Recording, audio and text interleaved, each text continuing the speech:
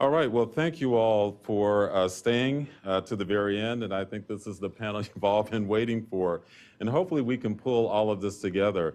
My name is Trey Thomas. I'm from the U.S. Consumer Product Safety Commission, and we're a small agency. We have regulatory authority over thousands of products that are used in and around the home and schools. And I think this is such an important topic, and I think over the years, and I've been involved in this committee for several years now. And just to give a perspective as we move into our panel, we've seen over time changes in technology.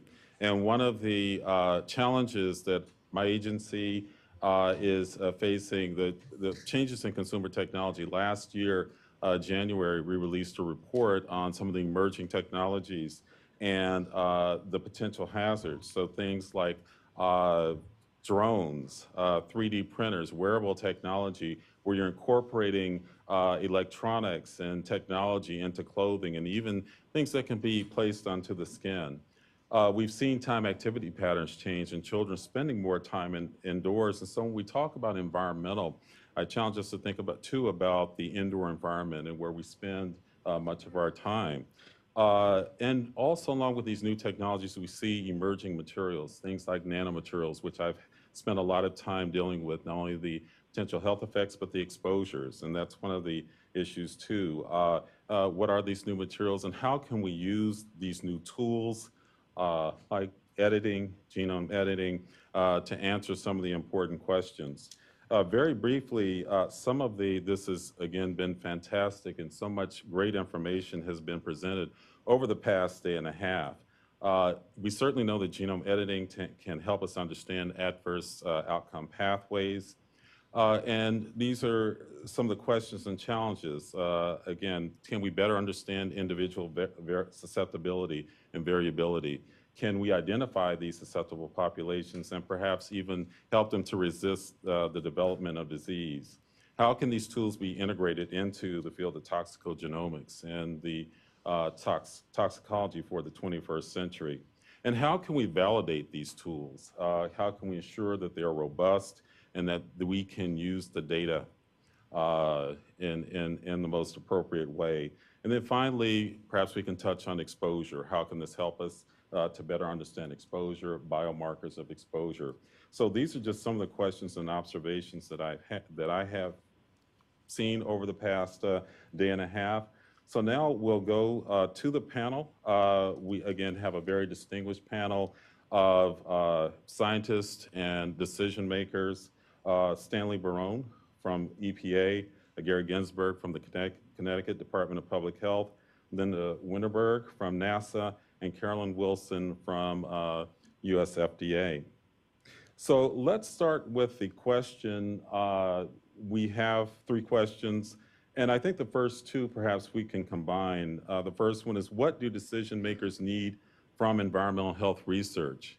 And I think the second question is, how can decision maker needs be incorporated into the research ideas discussed during the course of this workshop? So we'll just go down the line. Stan, would you like to start and give us your perspectives? Sure. And this sort of builds off the last NAS workshop, some of my comments about decision context and social context. So two areas, and they were sort of alluded to or briefly mentioned, which have both a risk assessment and a regulatory perspective that haven't really gotten much attention with regard to environmental health and gene editing. One is in the biotechnology arena. Biotechnology products, commercialization of products are submitted to the agency for review in our new chemicals program. So gene editing and gene editing approaches are being used already in that arena to create new commercialized products. Some of you, and I think a reference was already mentioned about new pesticides and genetically modified organisms and registration of new pesticides, new organisms, which are alternatives to the current pesticides that are on the market. Again, a new product that has to be registered, and gene editing is also a tool being employed in that particular arena as well. So these are, again, confidential business information, but the general approaches, like other genetic modifications, molecular biological tools are being employed rapidly in the product development arena. And we have to assess both the environmental health and the human health components.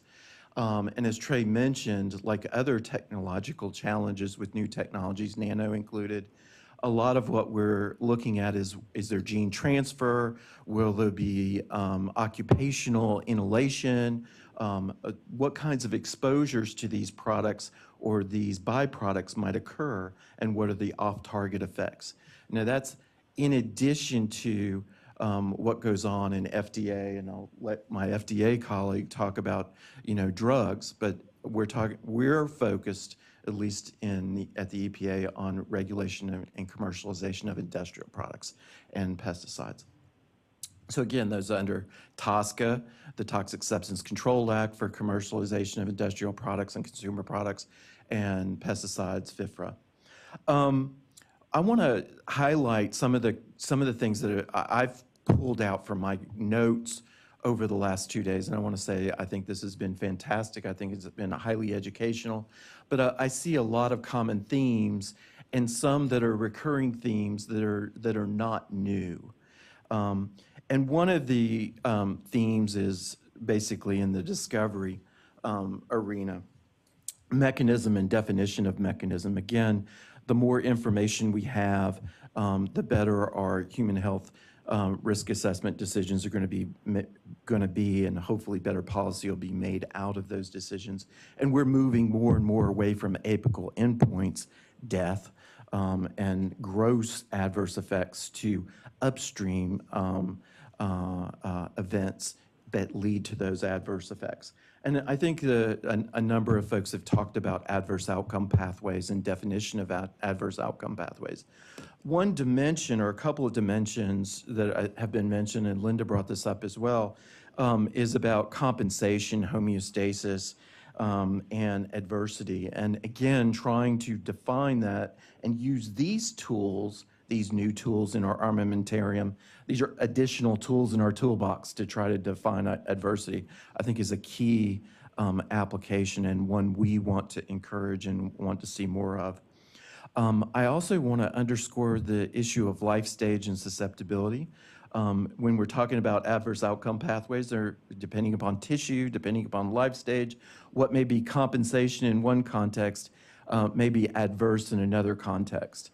And depending upon, again, the fetal origin of disease concept, you may have compensation, but with challenges later in life, the organism may actually suffer from those early compensatory events. And in the field of neurobiology, neurodegeneration, that's a common theme, a common thread, also in reproduction. So again, something that we're cognizant of and don't have a lot of tools or bioassays to actually test those kinds of hypotheses. What's already been mentioned is screening and prioritization. Yes, screening and prioritization is important to us, and I think Keith's talk really highlighted that, so I'm not going to go into great detail. But I do think these tools, gene editing tools, both the range of gene editing tools that have been discussed, and I'm glad we didn't just focus on CRISPR, but the range of tools are going to help us with additional validation and evaluation, alternate to focusing on just the animal tox study or the traditional tox study as a benchmark to compare to. And I think orthogonal approaches are good. And again, I'll use my endocrine disruption screening program experience as, one size doesn't fit all, and having more than one approach to evaluate the outcome will be beneficial to the risk assessor and build confidence. Another issue that came up multiple times is about epidemiology and really moving the field forward in epidemiology. Using these tools to actually assist us in defining causality and defining ruling out things as well as ruling in. I think is going to be very helpful, and there's already been efforts within the research community in the air pollution arena. Again, looking in a parallelogram approach where you're using both in vivo and in vitro systems to look at pathways, knocking in, knocking out, and doing gene editing as one of the many approaches. So I think there's opportunities there for these specific tools to also augment those specific questions. And again, many of them are hypothesis-driven questions. One of the other key things that's important to us is assessing susceptible populations and assessing whether the susceptible population and human variability fits in to the traditional factor of 10 in variation in response. So in our risk assessment, we use 10x. If we don't know anything, that's our presumption. Having more information about response and the variation in response in the population, these tools are going to help us both in the descriptive level and hopefully in the future at the quantitative level.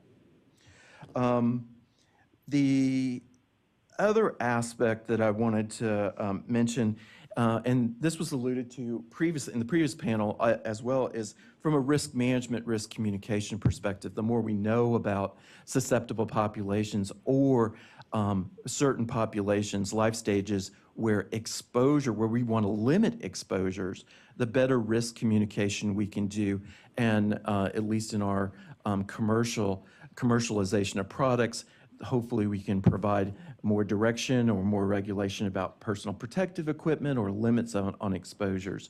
So those kinds of things can also be very beneficial as we start to get more information, more mechanistic information, and more pathway information.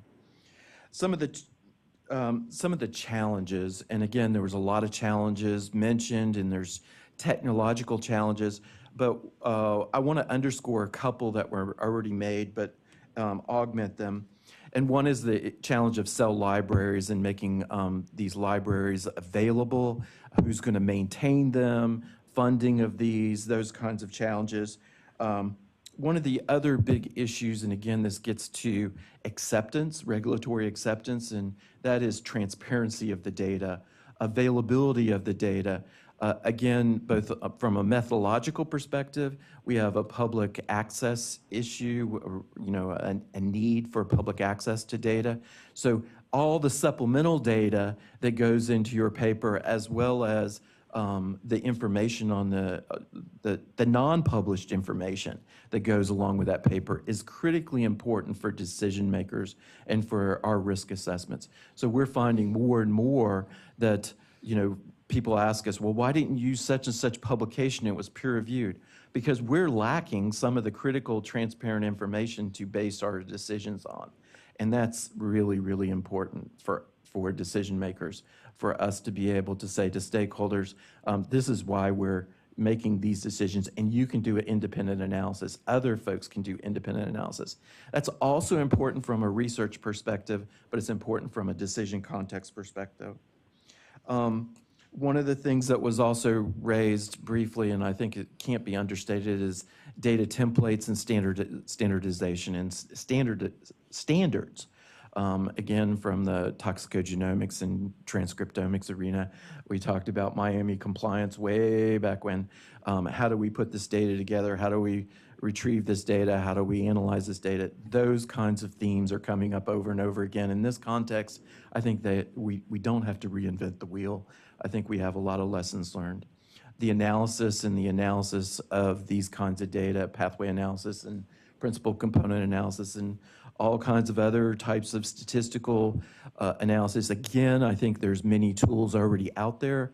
I think that this is going to present additional challenges to some of those tools, but I think we're going to learn more and more from those efforts, and I think we have to build upon some of the efforts that we have in those tool arena. One of the things that was brought out in one of the lessons learned from the endocrine disruption screening program was focusing on phenotypic endpoints and cell death. I've heard a lot about cell death as an endpoint. Again, with our endocrine disruption screening program, looking at pathways, we focused on phenotypes other than cell death, because at least in toxicology, cell death is eventually you give enough compound concentration response, you're going to have cell death. So we want to look at effects or phenotypes below the threshold for cell stress and cell death. So I think the more these tools are used, from my perspective, the validation is going to require phenotypes other than cell death and stress. So development and developmental processes, proliferation, organizational events, again, I think are some of the more promising phenotypes for these tools to actually reveal mechanisms as well as help us better understand these adverse outcome pathways and better describe in our risk characterization the particular outcomes that we're basing decisions on.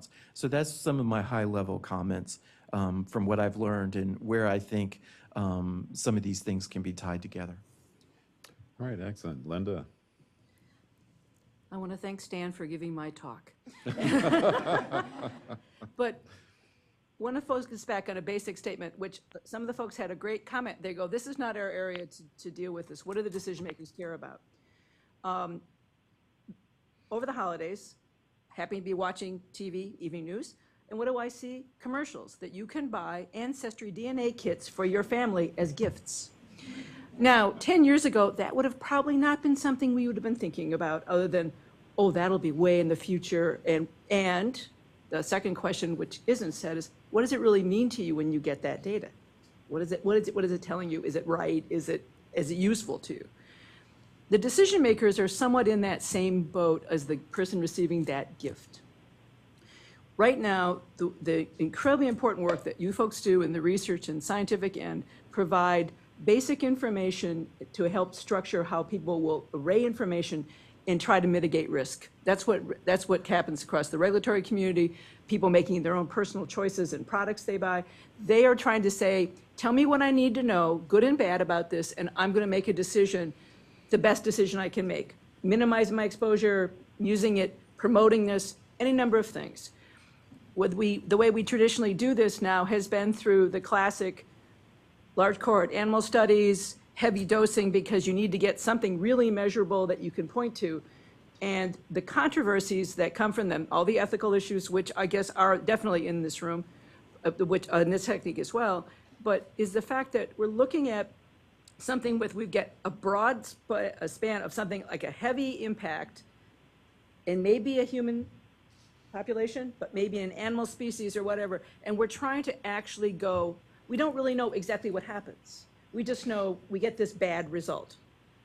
All good, we want to avoid bad results. And even to a decision-making thing, if you say tetraethyl death is bad, it has produced these results, you can say, okay, that sounds bad. Makes sense. But when you're in the issue of trying to do specific requirements that are really going to protect public health, especially in a regulatory or guidance standpoint, you're making significant leaps as a decision maker from this study or studies in these results to, I think I understand enough what's happening to tell you what is the best level you should be exposed to or risks that you're going to take. That is a tremendous thing, and that is not meant to be not the least bit insulting to folks who do this at all. But it puts everyone in a really tough position. We spend significant amounts of time in the evaluation as everyone is looking at how risk decisions are made in terms of protecting the environment, and the human health environment. And we constantly have this struggle about what is the real mode of action? What am I really seeing? What am I really protecting against? And so the concrete statement is we spend incredibly long periods of time, even on chemicals we know to have significant effects, trying to parse down. TCE is a good example. Parsing down to what it really does, exactly what are you really trying to address and fix, and where your concerns really are. You know it's bad, and especially in high doses. That's not a problem. You're trying to actually figure back from these doses to get to a level where you say, this is what we're going to do from a public standpoint or from a personal standpoint of what you choose to do. Very, very difficult to do that with the current state we have. The reason these tools are very exciting is it gets us into several things. It gets us in the possibility we can really start to say, this is happening. We know where the actual real impact or threat may be. or what this really does across the board, if in terms of a really targeted approach. It's just past the argument of, you know, is it a liver carcinogen? Will it make lesions in the liver? Is it really, you know, or is it, if it's in mice, does it matter to humans? I mean, you're getting past that classic phrase where we spend months and months in turmoil in the public arena trying to get to that decision, all with folks with good intentions, all with folks who are trying to use the information the best they can. But the information is not a ready pathway to get to those decisions. So things like the new tools coming out are extremely exciting for that reason. I've heard a lot about screening. I think it's a great first step. I've heard a lot about the fact that we're starting to understand the fact that there are both deleterious and compensatory mechanisms, which we really need to understand if we're going to start using it in a public health context or an environmental health context. We've been using a consistent approach for a long time. There's no fault in it, but it's quite a blunt instrument. Now we're seeing stuff like this that can give us much more clear, definitive answers, assuming they are done properly. Stan's comment about transparency, reproducibility, ability to say, you know, you're going to maintain something over time so you can clearly see the straightforward information so people can make decisions both in a public standpoint or personally. I mean, that's part of that. If you ask people now about CRISPR is it's very much like the ancestry DNA kind of thing. It is in the media a lot now. It's talking about you can do this, you can do this, some study did this, some study did that. If you go through Google News or any of the rest of them, these things pop up all the time. Good that the information is getting out. To the general public, what that means is, wow, they must be doing like this gene stuff all over the place. And the answer is not really. But the second answer is, if we are going to be doing things like this, which could be a tremendous set of tools, we have to set the good parameters in place of getting that kind of data and also being able to think about this. One of the most difficult things in dealing with science issues is when you go to the decision makers, one, may not be scientists. Two, they are trying to take as much information as they can and make as sound a decision they can across populations, different situations, and different environments. They are trying to do that, often with information, again, which may be a blunt force trauma set of data, but coming up with something like, we're going to come up with an exact number about this. We all know that if someone sees a number at an action level, people immediately will go to that and use that everywhere they can because it's reassuring, it's a number, and it leads to us a lot of questions. So the requests to the folks in the field are the fact that, again, basically doing this, as you build these tools, the robustness of them, the ability for folks to understand them and be communicated is extremely important, and the ability to trace back and see them. I'm with Stan about the fact you often don't see background data at all. You don't know how something came out. And the comment that's often said is, it's a black box to us. We don't know how this happened. We don't know what this means. This kind of set of tools can provide a tremendous amount of information to answer those questions if it's available to folks. And the challenges are going to be, obviously, one, I heard interesting, and one of the things about being on this committee is the fact that I'm always intrigued by the questions that come up during the discussions. The questions during the discussions go beyond this is technically what I did. It's bringing up the idea that, you know, we could use this maybe on mixtures because we haven't been able to do that. We could use this in a different way. It's the taking that, not only the very incredibly important technical aspects of what is being done and the advances, but saying, and it could have this applicability here or here. It's very helpful to the audience, and it gives us new insights to deal with that. Decision makers in particular are going to be coming to you with those kinds of questions. You know, help me out. It's good it does that. What else can I do? The strength of it in terms of going forward, it is becoming popularized in a way in the media that, again, how you do your work, how you project that your research proposals. Again, I'm very sensitized from yesterday about the fact that things tend to still be single chemical kind of approach, and that's how people are getting, you know, that whole research thing is done, that where your proposals are not, you're not looking across things, you're supposed to still target in. That is going to be a sea change and really necessary to happen, but it really encouraged to keep doing that.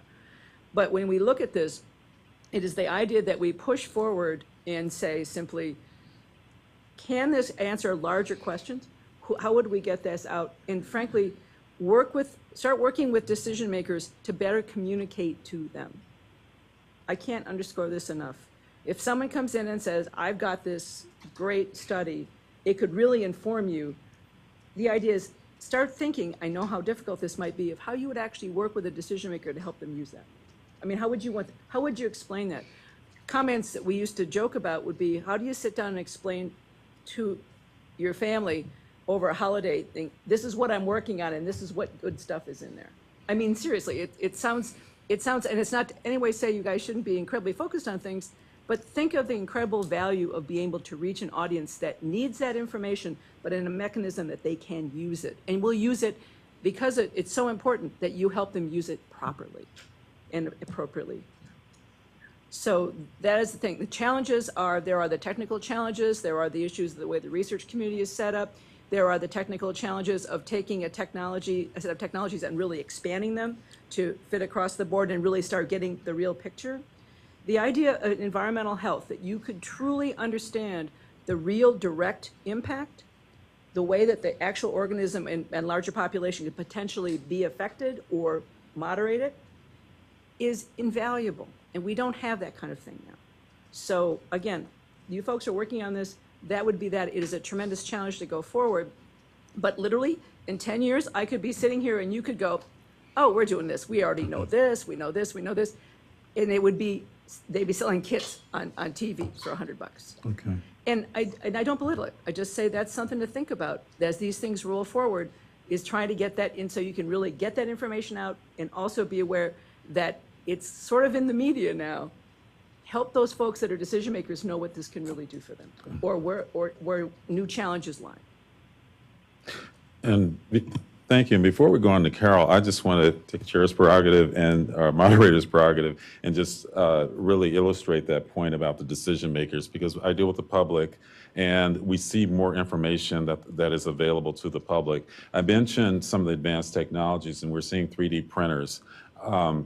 People are going to be able to manufacture products in their homes. And we even see what is called distributed manufacturers, where you could set up almost a manufacturing site in your basement or garage.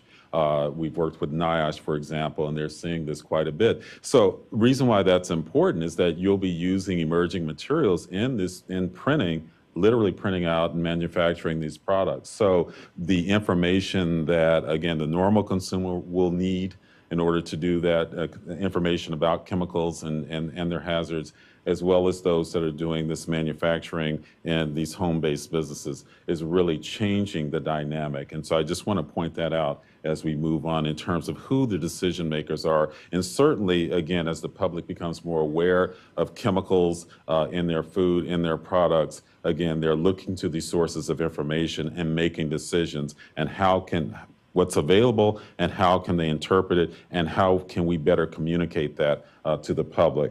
So again, let's move on to Carol. So good morning, and thank you for the opportunity to make a few comments.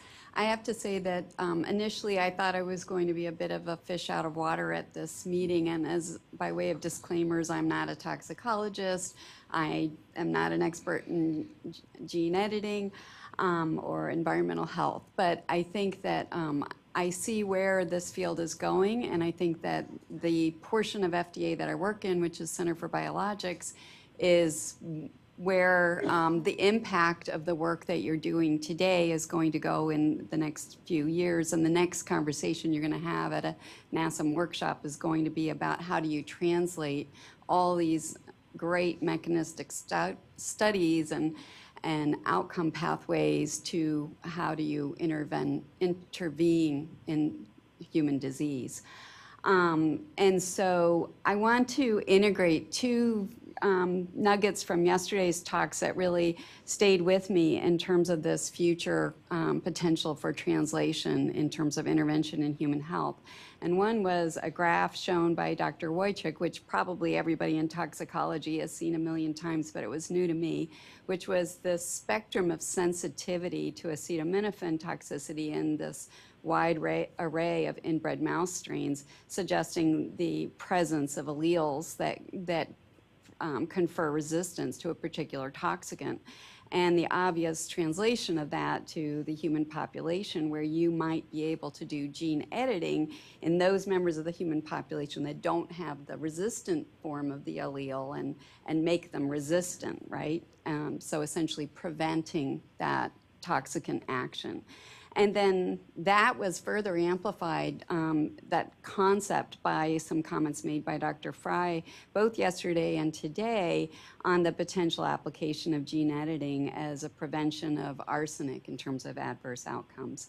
And so that's where the work of the Center for Biologics really comes in. We're the part of FDA that regulates the use of biologics to treat or prevent disease. And we've been regulating gene therapy in general since the first retroviral vector-mediated gene therapy trial in 1989, which, if you think about it, is gene editing. It's an integrating vector. So we are modifying the genome. We've been modifying the genome in humans for a long time. And we specifically started regulating clinical trials involving various forms of gene editing, what we now call more specifically gene editing, like zinc fingers and talons and so on, since 2008.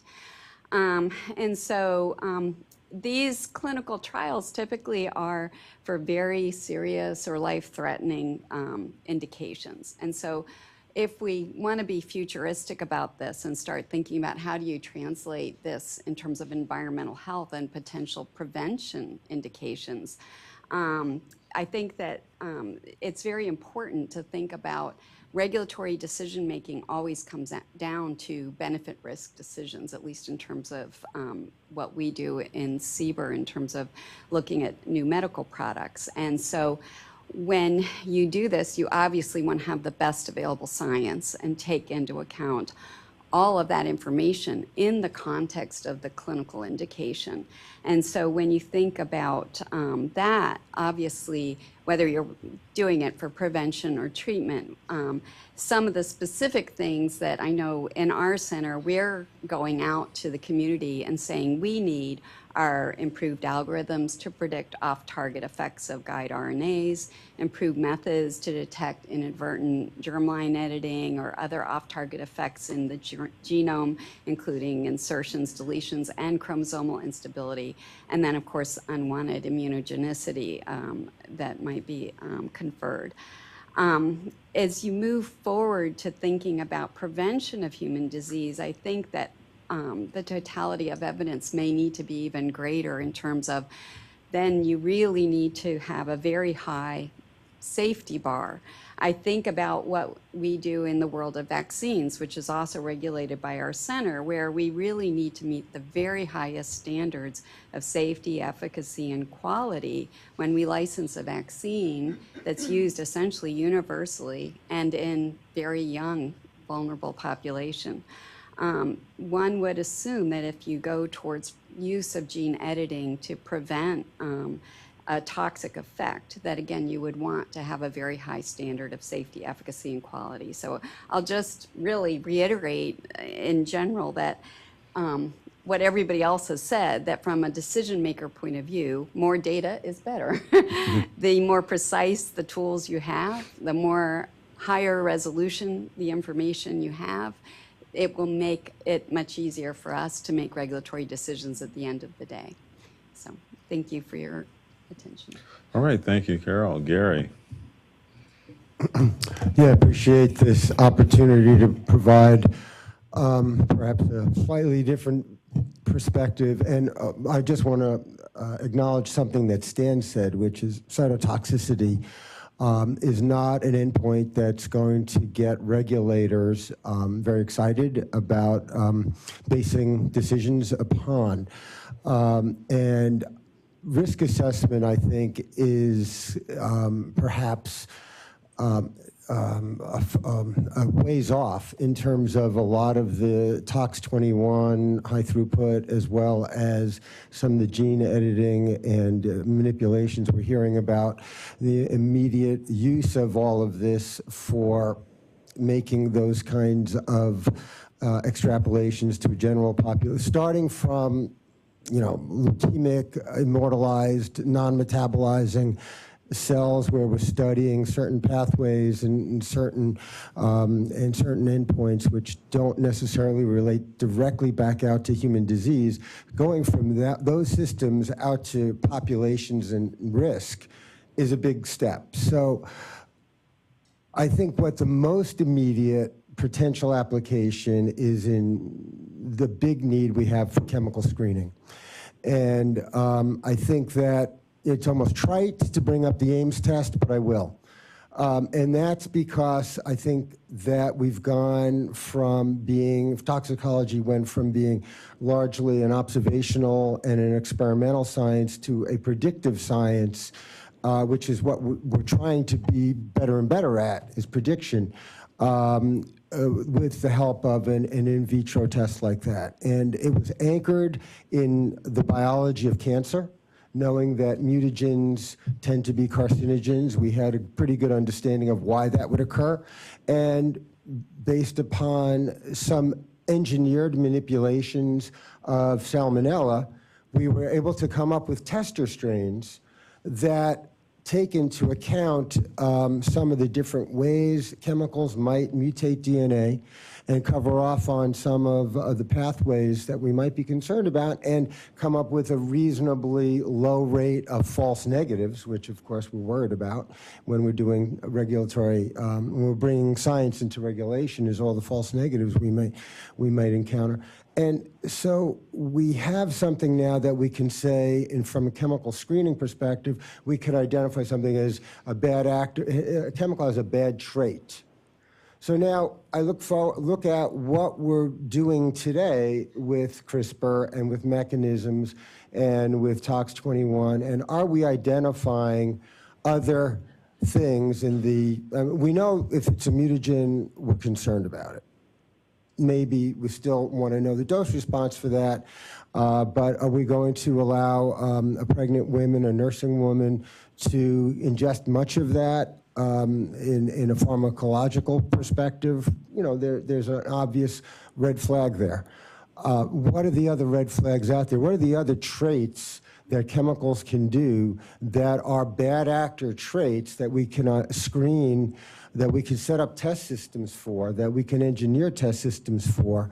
Can we use CRISPR-Cas9 and gene editing to start identifying mechanistically what are some of the epigenetic traits, what are some of the endocrine traits, what are some of the cell cycle disruption traits that chemicals can be doing that, that we could start looking more broadly across different types of chemicals, even if it's a cell type that's not highly understood in terms of what it represents for human disease, but if it's predictive, if it's anchored in some kind of you know, in vivo system, we may be able to use it to say that, gee, that's affecting P53, or that's affecting the BRCA promoter, or that's affecting some kind of a metabolic trait that could relate to human conditions, and that this chemical, arsenic or a PCB or an AHR receptor ligand, is now affecting and hitting on that system. So I think that's what I, as a regulator, would be looking for, are ways that we could do better chemical screening by identifying traits that or activities in these highly modified systems, but that would be predictive of end-stage problem conditions that we are concerned about in the population. Getting back to risk assessment for a second, I think that we need to understand the scope of our problem in risk assessment. In other words, how complex are these systems, so that if we knock out one gene and we see that it has a certain percentage effect on the rate of an outcome we're concerned about, well, maybe that explains 10% of the risk, or in that system. You know, how complex is human disease, and is environmental exposures? We know we've got, the exposome is huge. So we've got a lot of complexity on that end. The biological response is also very complex. So when we start coming up with, well, can we knock into that uncertainty factor and make our risk assessments more more data-rich, data-informed, and less driven by default uncertainty factors, well, how much more understanding of the biology have we been given so that we feel like we've got a little bit more handle on the complexity, the variability, the uncertainty, that we can then with confidence move away from, you know, these clouds of uncertainty that we have to deal with. One area, obviously, that has been helpful is in the toxicogenetic drug metabolism area, where we're using more of sort of a population distribution of enzyme functions to say that you know, we may be able to go away from the 3.16-fold uncertainty factor in toxicokinetics. That's a good example where it's a relatively defined system and we can look across the human population, mostly from drug screens, whether it's in early life stage, in senescence, in SNP-related populations, and understand the variability, get some sense of human variability and reproduce that in animal systems and even in cell culture, and say, yeah, we think we can now start modifying our risk assessments for toxicogenetic drug metabolism, chemical metabolism.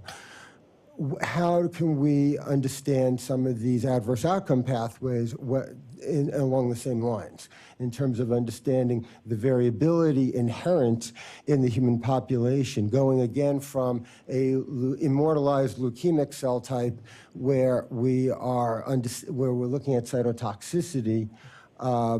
What is that really telling us about human variability? So I think we have to go from the identification of a bad actor trait, for example, you know, in a knock-in or knockout system, back into human populations looking for those genes, or as I said in my comment before, looking at what the pathologists and the medical field is telling us are important genes. And going into epidemiology systems and then looking for those populations that are up or down regulated or null in those areas and seeing how that affects risk. We've got big differences between animal toxicology and epidemiology in some examples, for example, like phthalates. You know, why are we getting the dose response we seem to be getting in some epidemiology for phthalates, much more sensitive than in the rodent study for you know, male effects, in utero male effects. So this is like a good area for us to focus on. Let's see if we can understand that and understand the genes involved. So I'll stop there, but there, I think, are a lot of, I'll just summarize by saying I think that there's a lot of potential for improving the way we screen chemicals. I think that there's bigger questions and further to go in terms of making all this applicable to risk assessment. I just want to follow up on Gary's comment really quickly for folks. One of the things, everything he says is incredibly important, but one of the things that's facing decision makers now is we just have a very chemical-rich environment where there are whole families of chemicals that people are trying to even get a handle on remotely what they do. Phthalates are one of them, where even the decision makers are trying to make it simpler by doing an index chemical for a large group of chemicals out of a family. This is an area where it could be extremely helpful to start getting a sense across a family of chemicals quickly in a screening standpoint, to start looking at them, because as we face them in consumer products or we face them in the environment, we are looking at families of chemicals where they may not be data rich at all, or you know about one chemical, and what that one chemical does may be very different than another member of the family does in terms of impact to humans or the environment. So again, underscoring what Gary says, the point that's facing them now is just even getting a handle on the larger family of chemicals, often which they have either limited or conflicting data, and just don't know what to do and even what we should do with it now. All right, Stan? Yeah, just to pick up on that point too, and this was mentioned a couple times by several of the PIs, you don't want to throw out the oddball data. And the oddball data, those odd results, oftentimes where that compensation is occurring, you didn't get the expected response. What are you learning from that? And so I think the real critical part of using these tools is to be able to interrogate, have another tool in your armamentarium for interrogation. And it's really critical as we're trying to define these AOPs, as Linda was pointing out, we're trying to use adverse outcome pathways in a chemical agnostic way, where there may be more than one adverse outcome pathway for chemicals. We've talked about how promiscuous they may be. We want to be able to say, these go through this pathway, these go through that pathway. There may be more than one pathway that chemicals act through, and it's concentration dependent. So having more definition of those pathways, what is necessary and what is sufficient, is critical to our understanding, because a lot of times things in those genes or those gene products may be necessary but not sufficient to lead to that adverse outcome. And again, that comes into the whole compensation realm as well. So the more you can help us understand that, and the better we're going to be able to put this into a regulatory context. All right, we can open up to questions in the audience. Any questions for the panel? And I would just like to say, while people are thinking about questions they may have, is that we think we have in risk assessment some kind of an understanding of how to apply the 50+ years of animal research to risk assessment, going from acute on out through cancer testing. We've got a lot of experience with that, but now going in vitro and trying to do risk assessment based upon a completely different set of conditions and trying to extrapolate that to people is, I think, a lot to ask in the short term. And hopefully as we get more experience with this, we'll get better at understanding those leaps that we are now maybe looking at trying to take. And I'd just like folks to think about one thing. Decision makers aren't necessarily the regulators. With the internet the way it is, people are making decisions all the time as hopefully informed or maybe not informed consumers and making decisions about products and economic decisions and what they expose and what they think, if they think they're protected, when they may or may not be. And so the decision maker may be the person next to you at the dinner table. The person that's a decision maker may be someone from a major regulatory group, but they're all wrestling with the same questions. All right, so please. Thank you to the panel.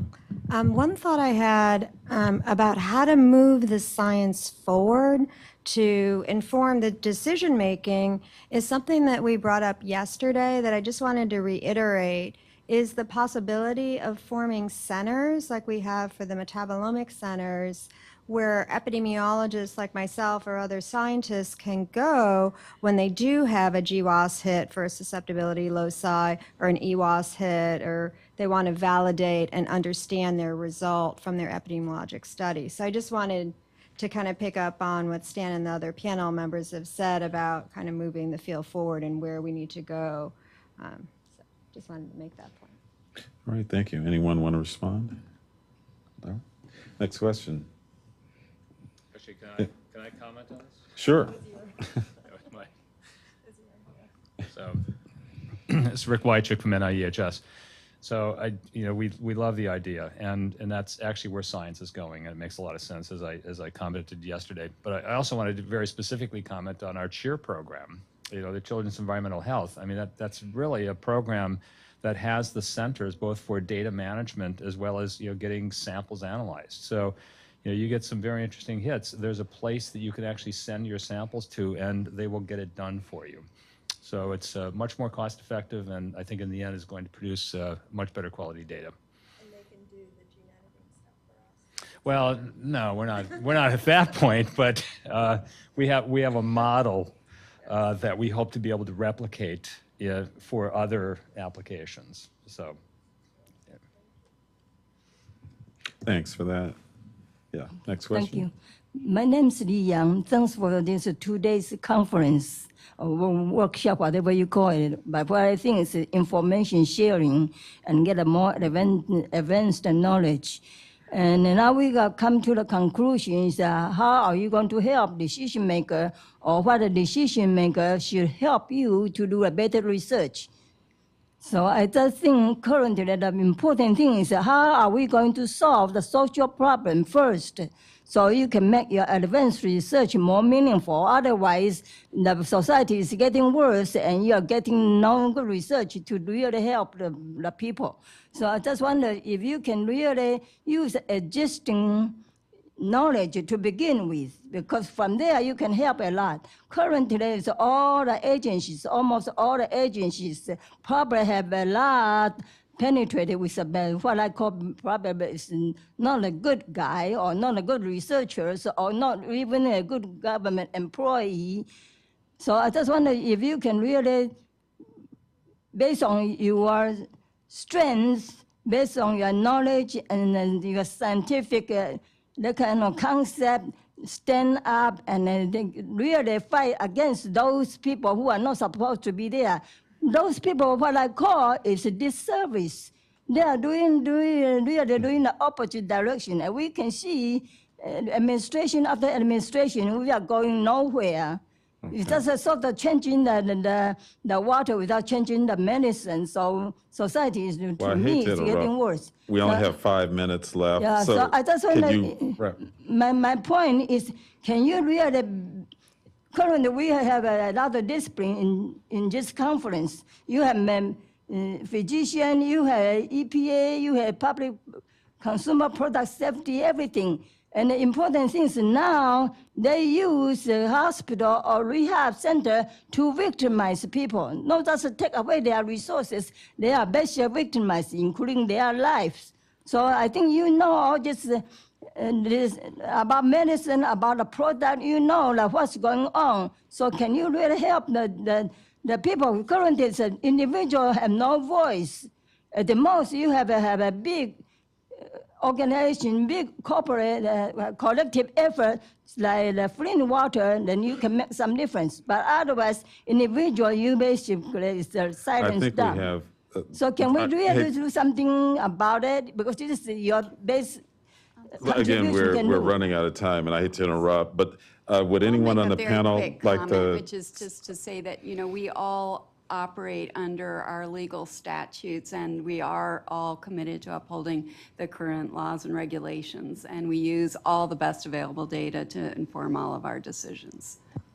All right, thank you for the question. Let's move on to the side. Hi, I'm Pauline Mendola from NICHD, and maybe in a sort of related point, I wonder if there's a way to think about things like the medical concept of number needed to treat, or in our field, I'm an epidemiologist, so we look at population attributable risk.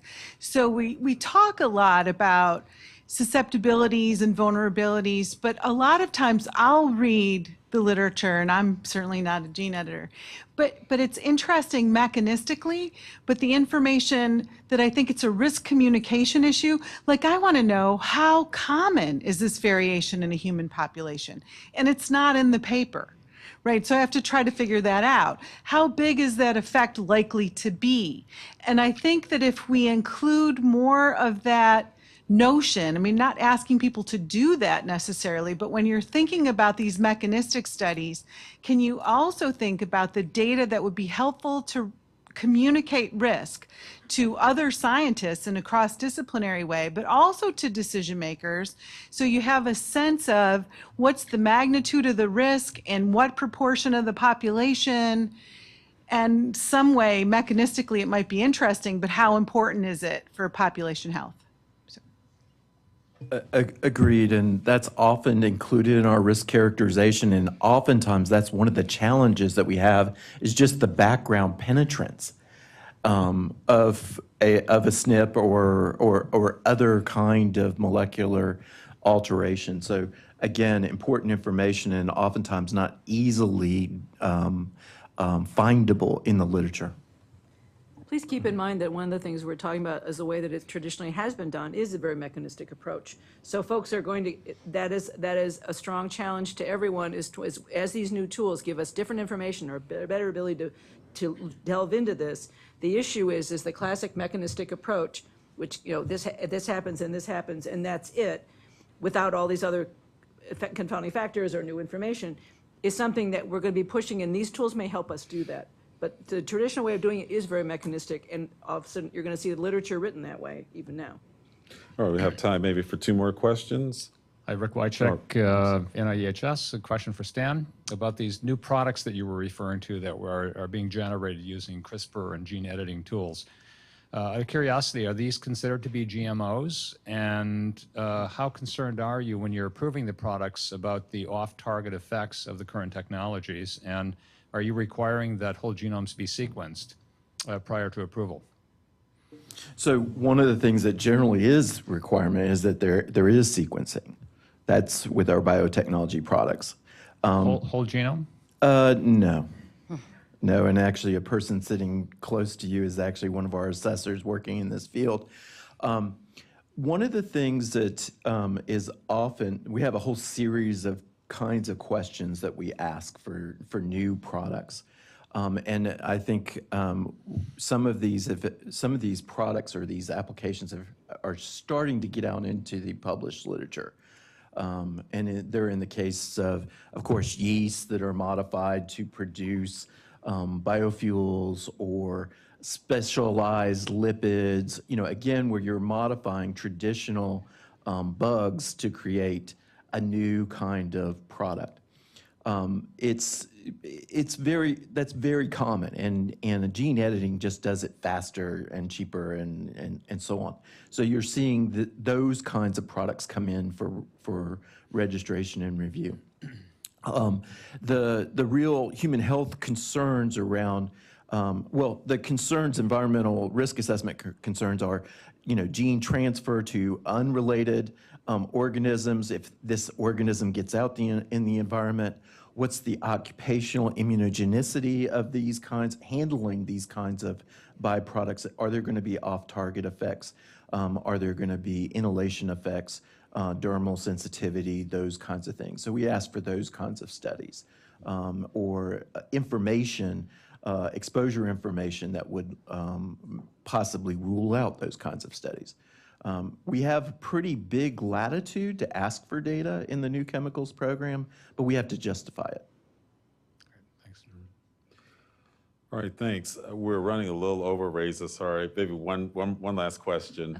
So I would just like to make a plea that when you're doing the human studies, there's a lot of levels, there's a lot of phenotypes that can be measured, but I don't see that a standard operating procedure of these is to order your ancestry, and so that the genotypes are always known in all of these populations, and that information is available to be able to look at the variability that could be at the genetic level. Now, I'm genetics based and focused, but we're talking about gene editing, but if we don't know the population variability at the genetic level, it's hard to go forward and make those kinds of associations with the susceptibility. And also look at the resistance. We may be able to find a lot of really interesting things by not focusing on the susceptible populations, but actually the resistant populations, and it may really be helpful to inform new drugs or new ways of generating resistance in populations. All right, thank you. Any quick response?